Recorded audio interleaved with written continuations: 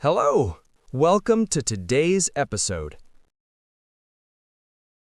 Enjoy this episode about the Mayan. Hello, everyone. Welcome back to another episode of History Unveiled. I'm your host, James, and today I am absolutely thrilled because we're diving deep into one of the most sophisticated and intriguing civilizations to ever grace our planet, the ancient Maya. Now, when you think of the Maya, what's the first thing that comes to mind?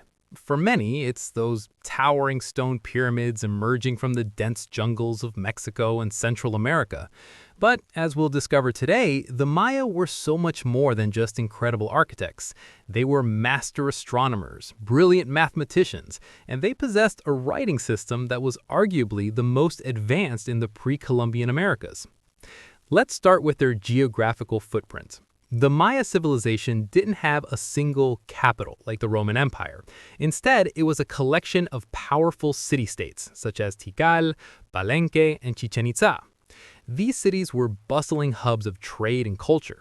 Imagine the vibrant atmosphere, merchants trading jade, obsidian, and cacao beans, which, believe it or not, were actually used as a form of currency.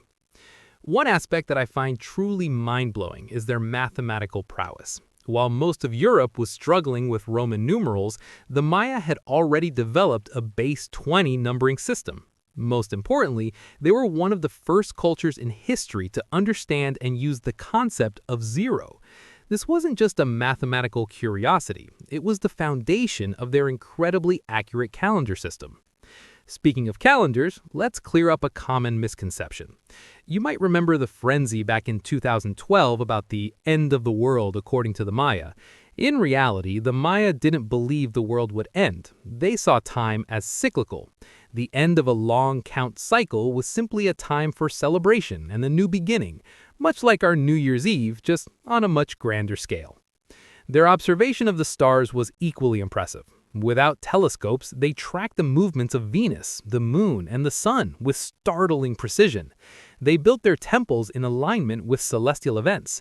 For instance, at Chichen Itza, during the spring and autumn equinoxes, the sunlight creates a shadow that looks like a serpent crawling down the steps of the El Castillo pyramid. It's a breathtaking blend of science and religion. However, it wasn't all stars and mathematics. The Maya also had a complex social structure.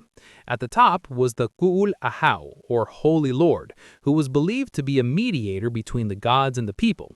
Below them were nobles, priests, and then the commoners, farmers and craftsmen who supported the entire system.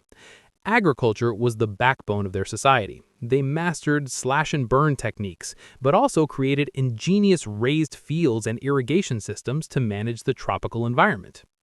One of the biggest mysteries that historians still debate today is the classic Maya collapse. Around the 9th century, many of the great southern cities were mysteriously abandoned. Why did they leave? Was it overpopulation, severe drought, constant warfare? It was likely a perfect storm of all these factors. But it's vital to remember that the Maya people didn't disappear. Their descendants are still here today, living in Mexico, Guatemala, and Belize, preserving their languages and many of their ancient traditions. So why does this matter to us today?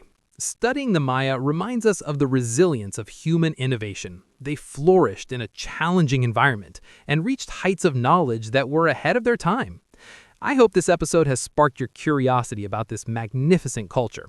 There is so much more to explore, from their intricate hieroglyphics to the high-stakes ball games they played in those massive stone courts. Thanks for listening to James on History Unveiled. If you enjoyed this journey into the past, don't forget to subscribe and leave a review. Until next time, keep exploring and stay curious. Thank you for listening. Have a good one.